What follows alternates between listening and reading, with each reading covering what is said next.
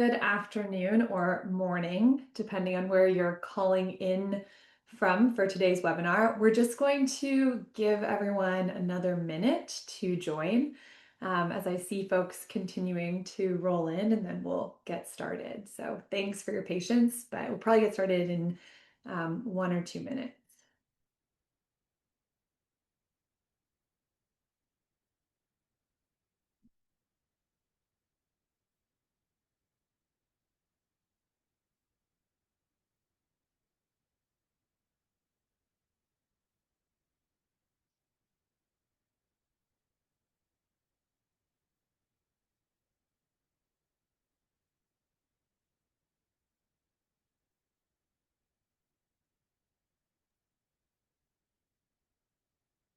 Think we're probably good.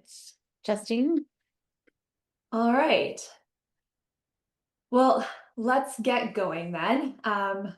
Welcome, I guess, as a start to our first webinar of the year with Employee Ownership Canada. Today is, as we kick off the year, is really an introduction to employee ownership models. We have a ton of exciting webinars that are planned for the balance of this year. Next month, we are going to be doing a deep dive into employee ownership trust specifically. We've got a session coming up on the money side of employee ownership. So financing, tax, the cost of a transaction, valuations, which is very exciting. We have a session coming up for our business and employee owners on creating and sustaining an employee ownership culture. So lots of great webinars and content coming up from EOC. I'll also call out that we recently launched our new website and that we continue to add resources to that regularly. We also have a newsletter. So if you haven't signed up for that, please, I encourage you to go to the website and sign up for that so that you can continue to get all of the updates from us about sessions that are coming up and lots of great new information about employee ownership in Canada. So with that, we will get started with this January intro session. If you have any questions throughout the session, please feel free to add those to the chat. We'll do our best to get to them. We'll also plan to have some time for Q&A at the end of the webinar. So with that, we will jump in and first introduce ourselves. So my name is Justine Jansen. I am the Interim Executive Director of Employee Ownership Canada. In terms of background, I have owned and exited my own businesses. I am part of an operating rural family-owned business. I've co-founded an organization that buys businesses from retiring owners and transitions them to employee ownership. And I've also had the experience of life-changing wealth from stock ownership in a business as an employee. So lots of passion around employee ownership. And I'm joined today co-presenting with Jennifer Williams, a leading Canadian expert in succession planning, ESOPs, and EOTs, and also a former CEO of an employee-owned business. Jennifer, would you like to quickly introduce yourself? Hello, everyone. Great to be here. Yeah, so my background, I've been in the employee ownership space for over 20 years. I spent 10 years growing and running an employee-owned company. I spent another 10 plus years designing and implementing employee share ownership plans. Our firm, Firefly Insights, is employee-owned ourselves. And so, yeah, just a deep experience in all things employee ownership, and excited to be here presenting this kind of Employee Ownership 101 with you today, Justine. Thanks, Jennifer. Okay, so agenda for today. We're going to talk about employee ownership, what it is, why owners choose it as a succession path, and also for engagement and retention of their employees while they're operating their businesses. We're going to talk about the options available to businesses when it comes to structuring employee ownership in your business. There certainly isn't a one size fits all, and there are different models that may be better suited to different organizations, to your values, and to your needs. So we're going to cover those. And then Jennifer is going to do what is my favorite part, which is making it real, and talk about some real Canadian employee ownership case studies, what those businesses decided to do, how they went through their transitions, what those outcomes were, and also just really practically and tactically how to plan a transition if this is something that you or one of your clients or someone in your community is hoping to do. And then if we get it all done on time, we also want to make sure we leave time for some Q&A and provide our contact information should you have any other questions. So I'm going to get us started by just talking about some of the different succession options that are available to business owners, and why employee ownership is a path that many are choosing. So just starting at the very, very highest level, I want to talk about like what are all of the options available to a business owner when it comes to a transition, because inevitably all of our businesses at some point will need to transition. And the critical reality for us here in Canada is that over 75% of our business owners are expecting to transition their businesses this decade. And a lot of them are, busy in the day-to-day and don't have a plan for that. But stepping back, business transitions really fall into one of three categories. They are internal transitions, meaning that they transition to a family member, maybe the management team takes over the business, or the employees purchase the business, or are transitioned ownership of the business by the ownership. They are external transitions, so selling to a competitor, selling to a financial buyer like private equity, increasingly popular here in Canada and in other countries, ETA buyers or search funds, which is folks who are buying a business to become entrepreneurs instead of starting them, that being a really popular path. And then the third is the do nothing path, or the wind down the business. And the reality is, even today, about 70% of our businesses do end up shutting down on retirement. And this often happens due to owners not having planned adequately or not understanding all of the options available to them. And so one of the things that we're hoping to solve is just giving people more of that base education on what their choices are, what the potential options are for their business as they move forward. Business succession, as we all know, is one of the biggest decisions that an entrepreneur will ever make. For most owners, it's a once in a lifetime choice, and it carries far more weight than just a financial outcome. A business for many owners, and we talk to them every day, it's your life's work, right? It's a culmination of years of struggle and growth and celebration and challenge, and a real identity and purpose builder. And in many cases, folks would love to transition to family members. That's often not available. And owners are increasingly looking for ways to control their legacy and their exit. And a great way to do this is by exploring internal transitions, i.e., selling to the people who already know the business the very best, and those are your employees. This is a really critical conversation for us right now in Canada, as this isn't just great for our staff, it's great for our country, right?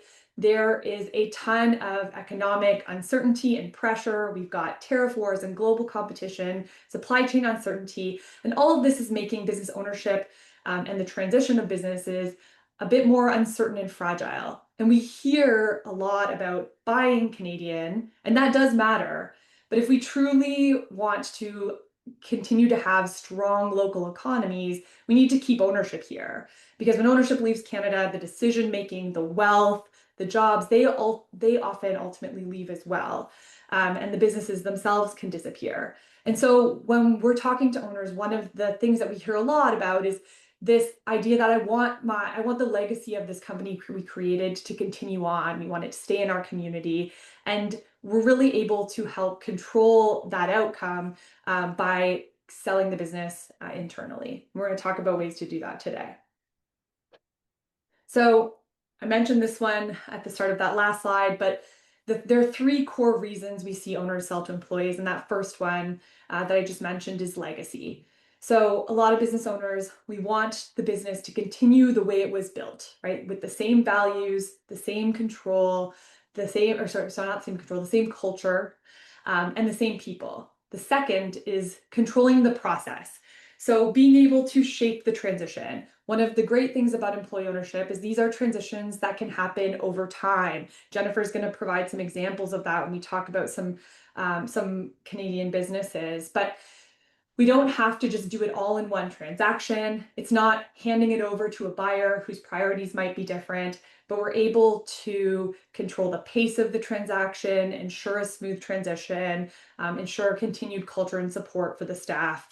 And so that's a really powerful reason why employee transitions are a good option for owners. And then the third is rewarding the team. So these are the people who have built the company day in and day out, and owners want to share in what comes next. Many companies use employee ownership early on as an engagement and retention tool long before an owner is ready to exit, or not even necessarily if the exit is ultimately to employee ownership, but the employees can still benefit in the ownership they have if the transaction is to, a third party, for example. And then beyond the benefits to the owners, there are benefits across many, many stakeholder groups. Of course, for the owner, it preserves the business that they've built and gives them a dignified, values aligned exit. For the workers, you've got stability, there's the wealth building, a real voice in the future of the business.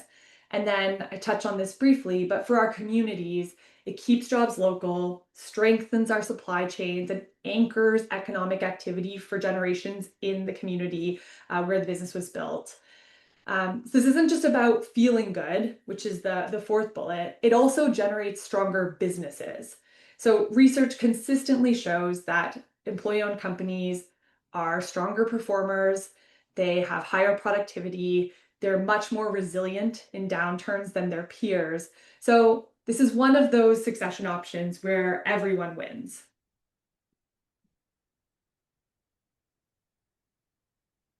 And on that note, I want to talk about the options that are available to us when it comes to an employee-oriented transition.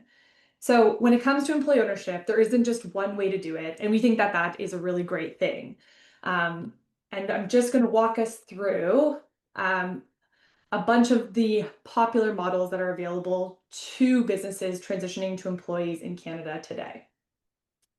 So on this slide, you see a summary of, on the left, the four major types of employee ownership, hybrid being a mix of different types of employee ownership. And we're also going to talk about stock options and synthetic equity as a way to reward employees that isn't, direct today ownership. One common misconception about employee ownership is that employee ownership equals co-ops. Often when I talk to folks, they'll say, hey, like, I don't want everyone to be able to govern the company. That doesn't feel right to us, or that doesn't feel like it'll set our business up for success. And co-ops are a great option, but they are one option. You don't need to lose traditional governance in an employee ownership transition. And so we'll talk about different ways that employee ownership can be part of or the entire transition. But really, these transactions exist on a spectrum. So you can have concentrated or broad-based ownership. It can be gradual to immediate, but you can stitch these together in a way that ultimately meets the needs of your business. And more companies are using employee ownership early in their operations or in their evolution to build engagement and to build long-term thinking within their employee base and establish an employee ownership culture long before there's actually a change of control. And we love those opportunities too. So I'm just going to go through each of those 6 boxes that we saw on the previous slide and give you a very quick introduction to what each of them includes. What I'd encourage you to do is if you have any questions about any of them, we have a section on the employee-ownership.ca website where we go into more detail about any of these. We also have a full list of service providers on the website. They're happy to walk you through matching options that best meet your organization's needs. And certainly you could reach out to Jennifer or I to talk about it more. So with that as an intro, we'll start with management buyouts. Management buyouts are a very common transition structure where a small group of existing leaders buys the company from the owner.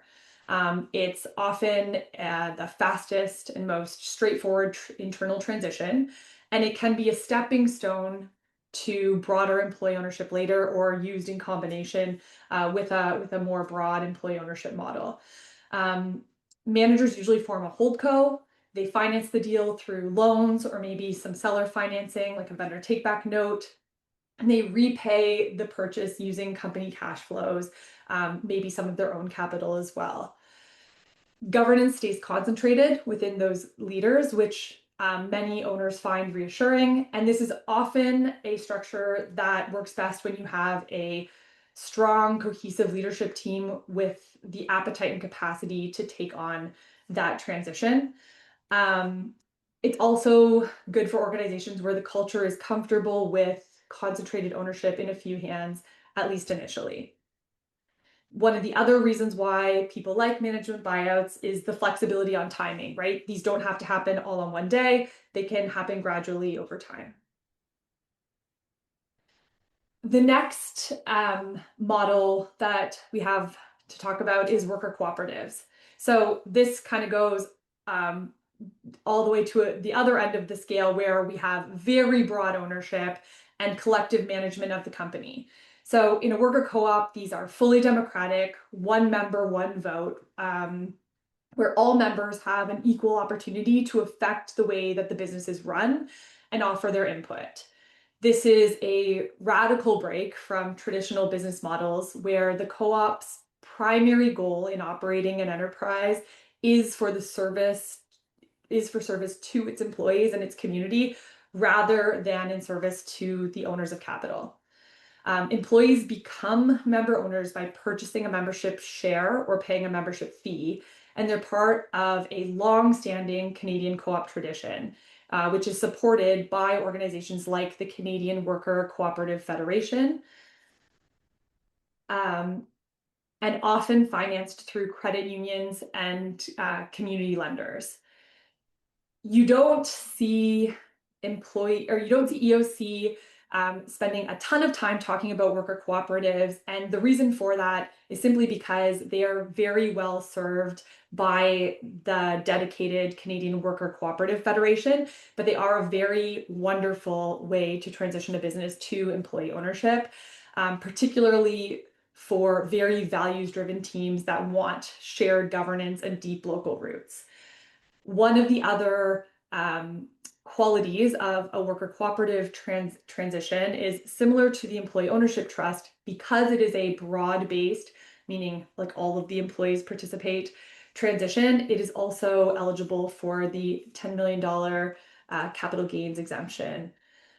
I would encourage you, if you are interested in learning more about co-ops, to check out the Co-op Federation website that is up on the corner of this slide. All right, the next employee ownership transition type is employee stock ownership or employee stock purchase plans.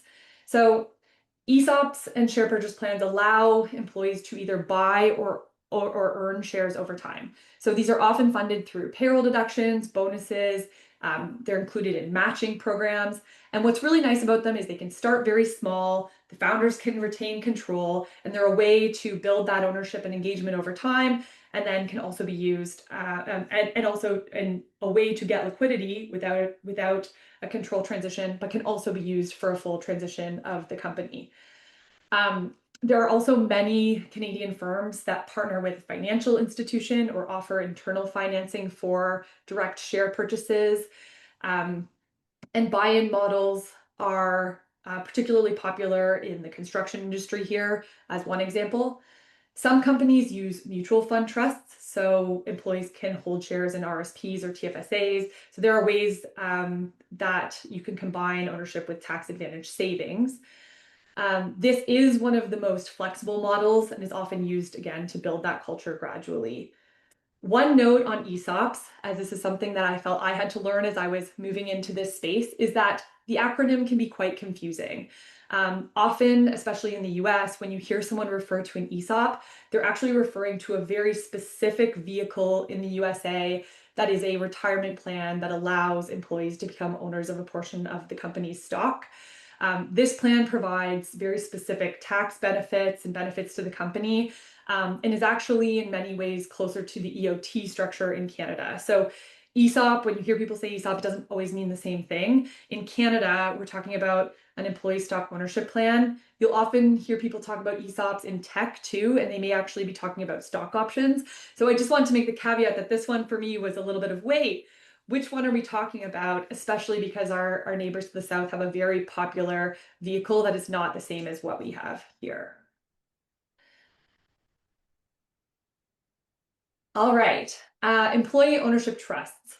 So these are the new and exciting option on the employee ownership block here in Canada. Really getting going in 2024. Owners can now sell a controlling stake of their company. So for the capital gains exemption, at least 51% to a trust that holds the business for all employees. Jennifer's going to talk about some real examples of these, which I think is very exciting since these are newer in Canada, and we've had a handful of successful EOTs now, and we know that there are many that are in process right now, which is very exciting. What's really, really interesting about the employee ownership trust structure is that what you often hear from employers is, hey, like I want to sell to my employees, but they can't afford it or they can't pay it personally. And in this case, the employees don't pay personally. These are financed through typically some financing of the purchase and then pay a repayment of that financing through the cash flows of the business.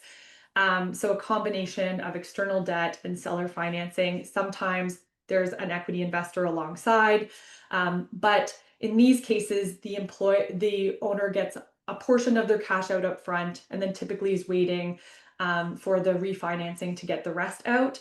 And because of that, there is a $10 million capital gains tax exemption available to owners who pursue this path. Which is a really great incentive for folks to look at this. One call out that I make about employee ownership trusts is while they are new to Canada, they are not new in other countries.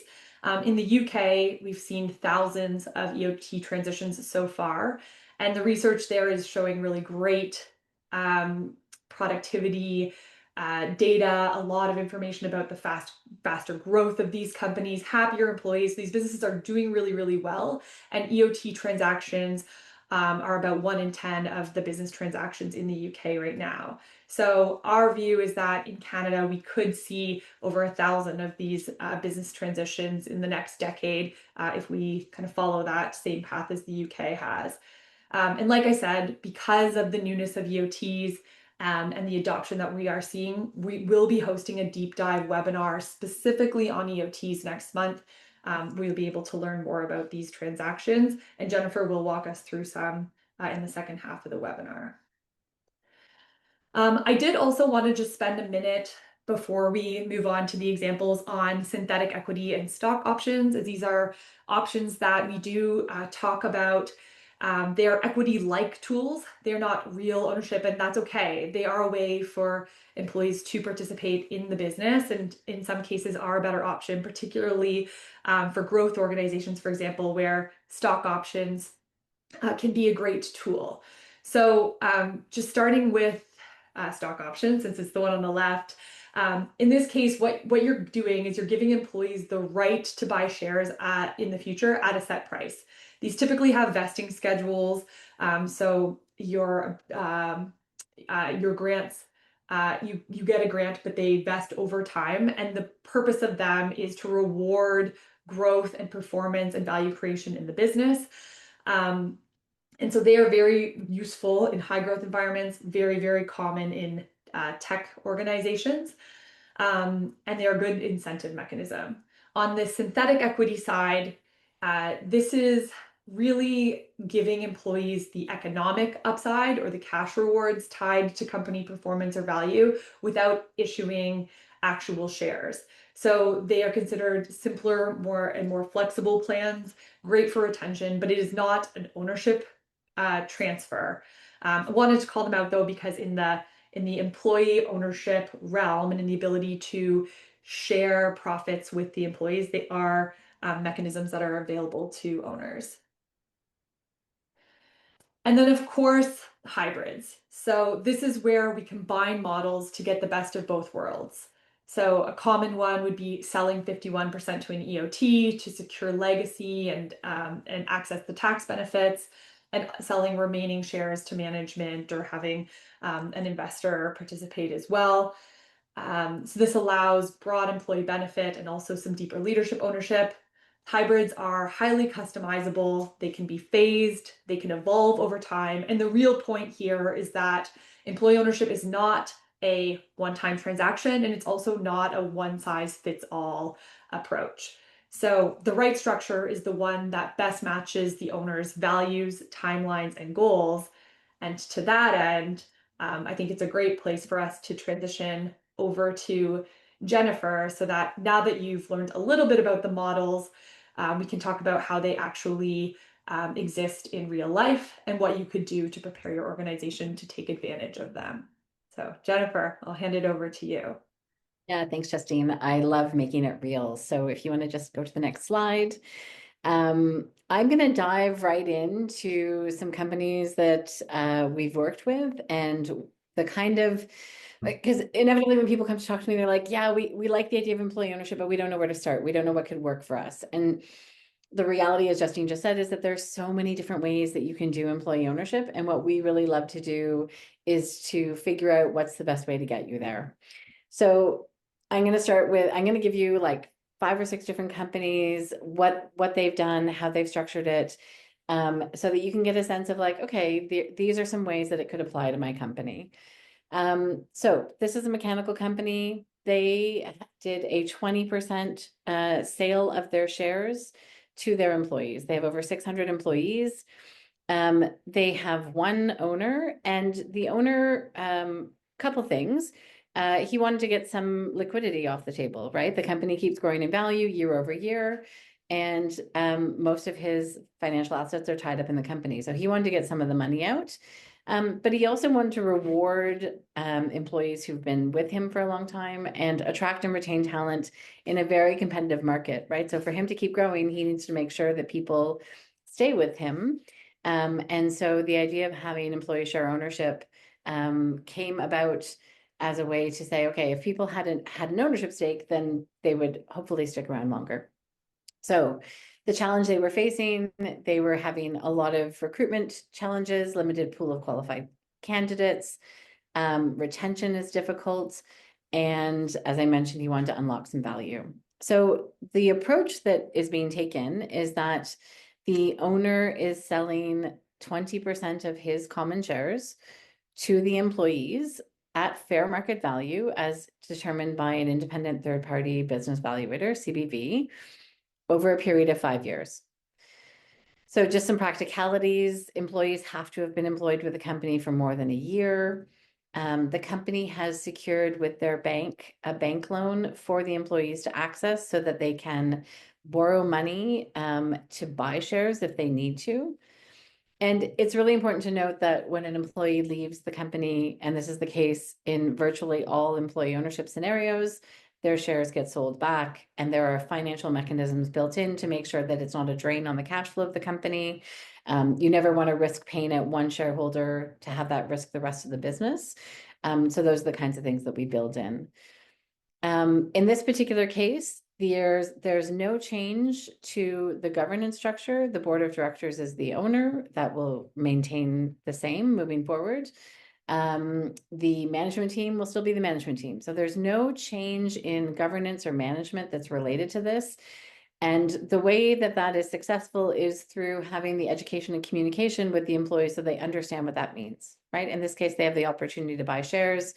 The idea is those shares grow in value over time. There are dividends that are paid out, but that doesn't change the decision-making structure within the company.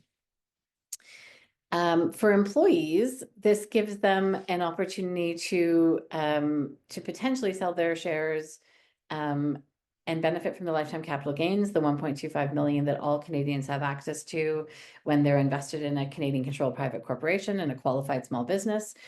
And so employees are given the opportunity to benefit year over year from dividends and a profitable company, and value growth year over year if the company continues to grow in value, but then also to sell their shares and access that lifetime capital gain. So it's quite tax effective.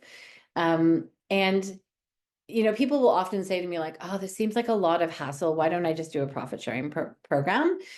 And the thing that I always remind people is that profit sharing has your employees focused on year to year. And as a business owner, you don't necessarily just want to be focused on 1 year. You want to be focused on the business over the long term and on creating value over the long term. And so aligning your employees with that ownership stake, you're aligning those employees to that longer term value growth and creation, which may require giving up short-term profits and short-term dividends to be able to get that value creation. So it's aligning everyone to the same objectives. I'll go to the next one. So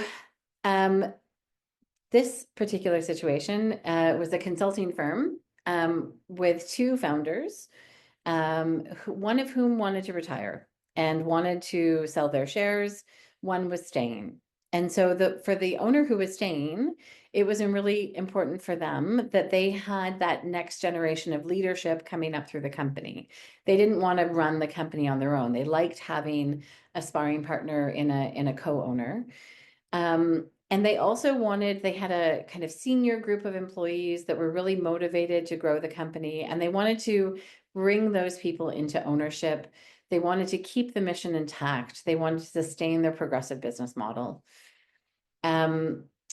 Some of the challenges that they faced were that they're very much focused on sustainability within their company. They're based in Toronto, and a lot of their employees are trying to get into the housing market. So the idea that they would have extra cash to be able to buy out the exiting owner was difficult. And they wanted to find a way that exiting owner would get fair value. So and what's fun about the work that we do is that we actually explored all of the different options with this company initially and with their employees. Like, is a co-op of interest? We actually looked at a non-for-profit model as well. Is that of interest? Is it an ESOP? Is there, like, what are the different ways we could get there? And in the end, collectively, the employees and the owners came to the conclusion that selling with an ESOP succession plan in place was the way they wanted to go forward. So they are selling, well, they've actually now sold shares to their key employees over 2 years. They implemented a share freeze. And I won't get into the whole mechanism of the share freeze, but basically you can freeze the value of your company. Let's say you freeze 80%. That 80% of value gets locked into preference shares that's crystallized. So that value is crystallized for the owners, and those preference shares can get paid back over time from the company's cash flows. What that does is it makes the purchase more affordable for employees. So instead of your company being worth $10 million, you've frozen 8 million of that. So now it's only worth $2 million in the common shares because 8 million is in the preference. And so now employees are buying shares that are worth $2 million. So it makes it more affordable for them to buy shares. So that's what we did in this particular case. So that retiring shareholders' value was locked in those preference shares, and the company's paying those back out over 5 to 6 years. So in this case, employees gained affordable access to ownership, and the founders secured fair value. The founder who is staying retained the flexibility to remain involved in the company as long as they want. And that sustainable framework for employee engagement and succession is built in now for when the next founder is ready to leave, and they can bring that next generation of leadership in. And their concept is that they'll keep running this idea of bringing people in and transitioning people out. So the next example is actually an EOT. And this is a family-owned mechanical business who their kids are involved. So it's a husband and wife team. Their kids are involved in the company, but the kids aren't sure that they want to be the owners, and they really respect the work and the collaboration that comes from the team as a whole. And so they started to say, well, maybe an employee ownership trust is actually the way to go, because we actually need everyone here to be able to do what we do. So what we're working on here is 100% sale of the business to an EOT, financed through a combination of bank financing and a vendor take-back loan. The trust, as Justine mentioned earlier, holds the shares and represents the employee beneficiaries. One of the things to note is that the kids, because they're family members, cannot be named as beneficiaries of the trust, even though they're employees. So in some instances in a family transition, we will maintain some percentages of shares for the family members. So, each of the kids may maintain 5%. So the family has 15% and the EOT has 85, but there's different ways that can be done. And all that to say, it's why we do the work that we do to really figure out what you're trying to achieve and what's meaningful for you to make sure that you have the right design, because there's a lot of flexibility in how these can be designed. So, for the owners here, they have been thinking for a long time about how do we exit this business? And given the nature of the business, they were really worried even about a management buyout and what that would do for like creating kind of an us and them within the company.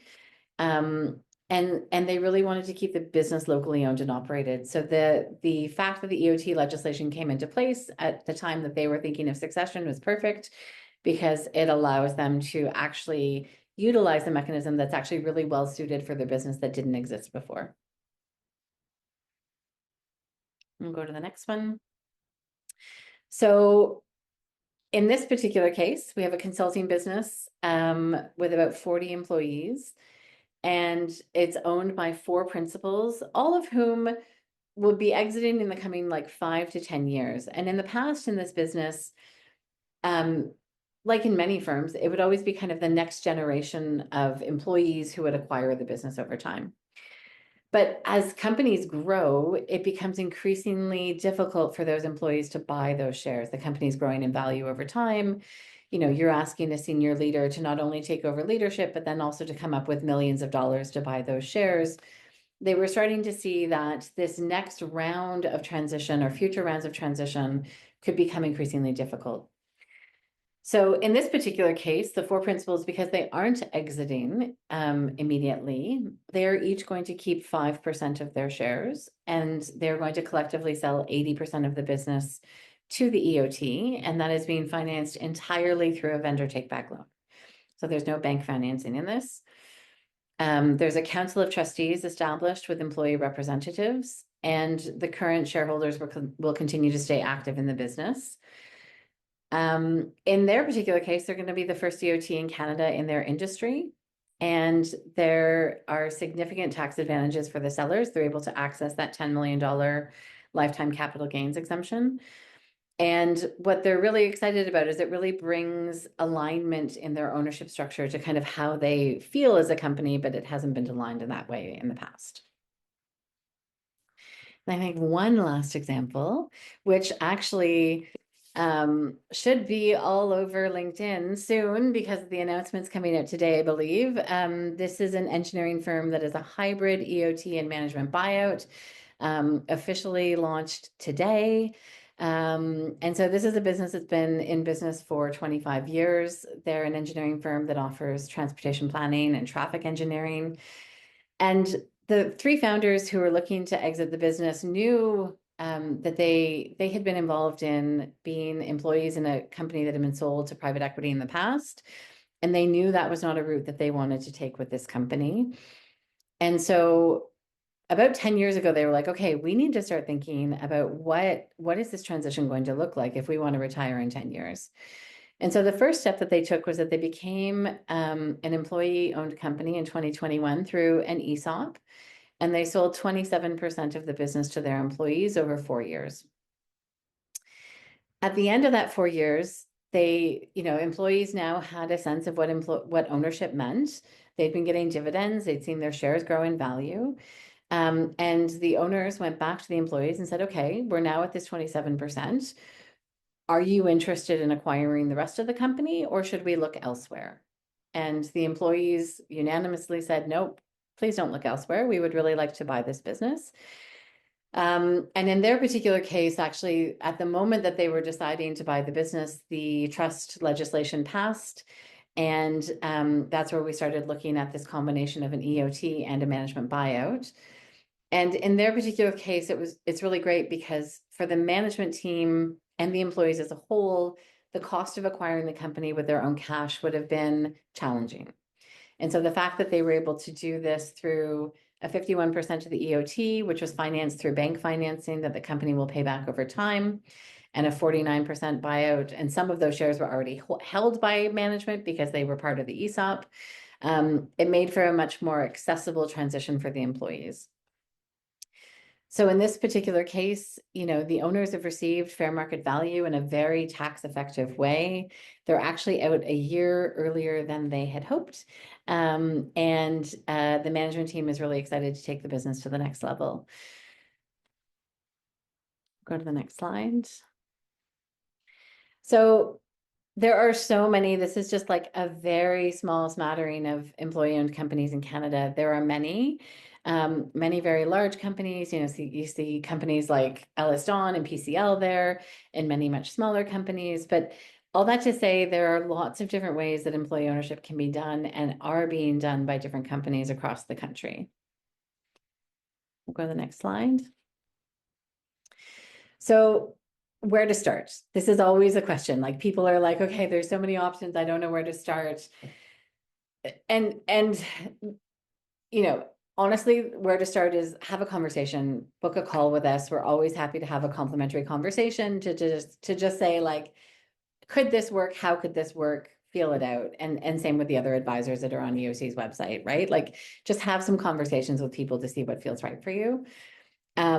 There are some things that typically we find are kind of the core foundations for employee ownership readiness. And your company may not have all of these in place right now, and that's fine.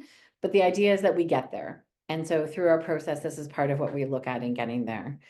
So in terms of culture and people, you want to have a trusting, open culture. You want to have shared accountability. You want to have a sense that everyone on the team contributes, and pride and initiative and an understanding of the business. And you may not have that 100%, but that's okay. Those are things we can work on. You want to have leadership continuity. So who is that next generation of leaders that can step in? What do they need to get there? And then you also need kind of clear roles in decision making. And some of the things that we do is around creating this clarity of governance. So making sure that you have a separation between your management and your board, making sure that you have those clear distinctions so that everyone knows who makes what decisions, why, and how. And then you also want to have financial stability, right? You need to have predictable revenue and profitability. And I understand in this current economic situation, it's difficult. A lot of companies are facing a lot of ups and downs. And, we've been talking to valuators recently about, how do you value a company when they've been doing great for 5 years and then last year they had a terrible year, right? And so there's ways to kind of deal with that and smooth those things out. But you want to make sure that you're not just trying to sell a business that is a bit of a monkey on your back to someone who's going to have a hard time managing it moving forward. I'll go to the next slide.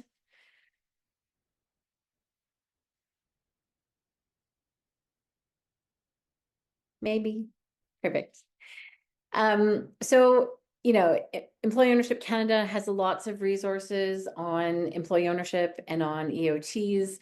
Check out those resources. The NCEO in the US and the Employee Ownership Association in the UK all have interesting information.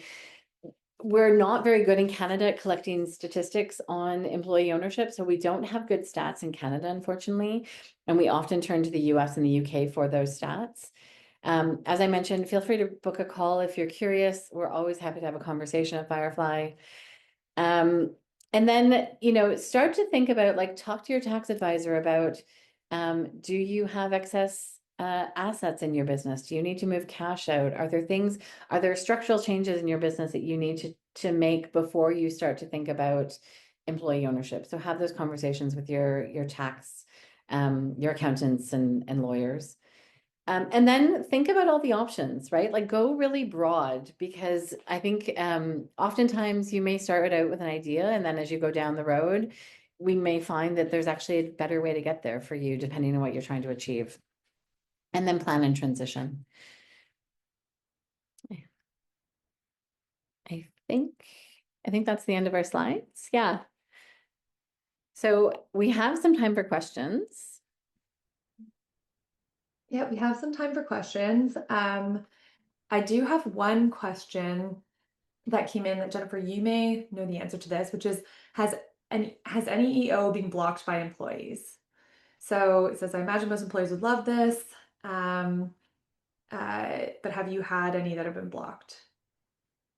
I have had, I've unfortunately seen situations where people think it's a good idea. And then one of the things we do is we'll do kind of an initial assessment. And the only time I've ever seen it be blocked is when the company was actually not really viable. Yeah. So there was a business owner who I had two cases where a business owner wanted to sell to their employees, but in actual fact, there was nothing to sell and the employees were not interested for obvious reasons. But otherwise, no, I haven't seen that.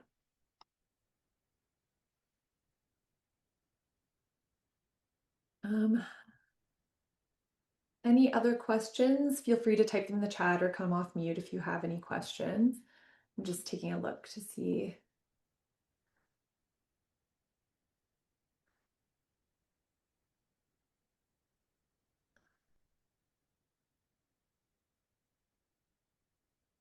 There's a question around the comments around Silver Tsunami. I'm just gonna read it. So, well, it's true that founder owners may want to retire. There's still a big group of mature professionals who never want to retire. Um, um, is this language around EOs a bit biased? I think that's a good question. Um, or sorry, it's a good point that not everyone wants to retire. And I think and actually one of the conversations that we have often is, hey, like it may not be about transition. It may be about getting some liquidity. It may be about just starting that succession plan. It may be about rewarding the next the upcoming leadership or the team in general. I think one thing that does come up quite often in these transactions is you have owners who think that it's a big secret or they're nervous about talking about the fact that they want to transition, but really the whole team underneath of them, just given their age and stage in the business, is very nervous and they're wondering what's going to happen. And that void of information actually becomes an issue where you might lose top talent or folks are worried about their job stability or what the future is going to be. So I think any clarity, even if that clarity is like, hey, I'm not really planning on going anywhere and I, want to see this through for another 10 years or whatever it is, would be helpful in any team dynamic. Because what I've seen it many times where the do nothing option of, hey, like I could sell to this search fund for 3 or 4 times earnings, or I could just earn those for the next 3 or 4 years because I'm not ready to transition. That's a very common outcome that we've seen. But I think just having some level of discussion within the team is an important one, especially in the management group. Anything you would add to that, Jennifer? Yeah, I would just say, like, I think it's also completely viable to keep your business, have a management team that runs it, have it owned by your family, right? And continue that way. I think then you want to think about how are you keeping your management team engaged if your family doesn't want to jump in the future. And so I think partial employee ownership offers a really good way to think about that if it's not a full sale. And we've seen that a lot actually, where there's a like generational transition where the owner wants to make sure their kids are supported by having the management team have an equity stake. Yeah. Along those lines too of owners not transitioning, I'd actually point out that one of the EOTs we had this past year, Bright Spot, the owner decided to transition to an EOT, but he continues to run the company. Like these transactions don't all happen in retirement. Some of these change of controls still happen in the management team remains. In the case of Taproot 2, the CEO remains the CEO. It's the ownership that has changed, but the management and the governance is really, for all intents and purposes, is pretty consistent. So there are lots of reasons why people do them in a time frame that's not retirement or succession play. We've been talking about it when it comes to succession, knowing that a lot of businesses are looking for succession options right now, and a lot of them just don't know what their employee ownership oriented options are. Yeah. There are a couple other questions in the chat, Justine. The first one about the $10 million tax incentive that is currently set to expire in December of 2026. I can say EOC is working actively on trying to get that extended, and there's lots of work being done around that. And the hope is that it does get extended. It does mean right now we don't know, right? And that the EOT legislation isn't going away, but what we don't know is what the tax incentives around that will be. Yeah, I mean, our hope and expectation is that it will get extended or made permanent. That's what we're after as an organization. It does mean that if EOT is something you're exploring, you got to jump on it right now in 2026. And hopefully we get some guidance here in the spring budget so that we're able to move forward with more comfort. And then on the financing question, so what we've so typically seen is bank financing based on the cash flow of the company and what the company can afford, and a VTB on the balance. I've actually had a meeting with a private equity firm, Canadian private equity firm, founded former MP family business who is looking for Canadian businesses to invest in for and loves the idea of co-investing with employees in an employee ownership structure. So if that's something that you think would be of interest for your business, I'm happy to have those conversations. There are possibilities. Yeah, and actually, we were going to have a financing specific section to this webinar, and we had so much to cover that we decided to make a dedicated session on valuing and financing these transactions. We are seeing more and more equity investors want to invest in alongside employee ownership transactions, as Jennifer's called out, and we're also seeing some long-term hold equity come in. I see some folks on the call that I know have had some experience with this too. Come in and take longer term positions and then exit with some sort of um, uh, well, actually, not even all of them are looking for exit. Some of them are just sharing in the proceeds and continuing on. Particularly, I'm seeing a lot of family offices, some funds, and I think we'll see more and more come alongside EOTs as we see more of them. Any other questions?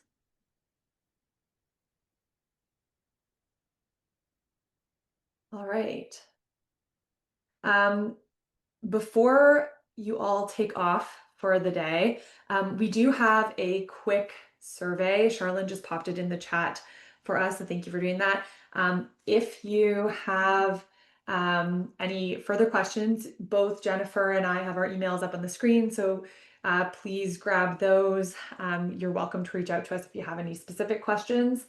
And then please help us out by completing our very quick survey. We really want to make sure that these sessions cover the materials that you want to learn about. And so if you could fill that in for us, it'll help us bring you the content that you need as you learn about, make choices, and act on employee ownership for your business or for the folks that you serve. So thank you all so much for joining us today. And we hope to see you on a future session. Thank you again, Jennifer. I really appreciate you joining me. Thanks, Justine. Take care. Right. Bye, everyone. Bye.